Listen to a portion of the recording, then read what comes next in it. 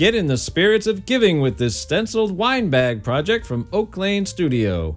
First, spray the backside of your stencil with Repositionable Spray Adhesive and wait a few seconds for it to become tacky. Position the stencil and press into place. Shake your bottle of Americana Acrylic Paint in Slate Gray prior to pouring out a small amount onto a paper plate. Next, add an equal amount of fabric medium. Using your stencil brush, stir until completely blended. Remove excess paint, first using the edge of the plate, and then by swirling the brush on a stack of paper towels.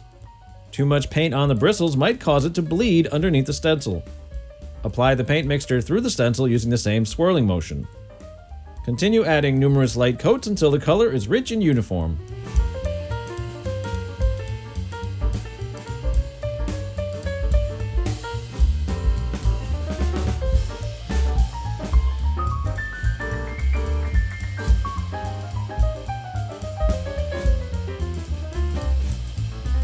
Once complete, carefully peel away the stencil to reveal your stylish new wine bag.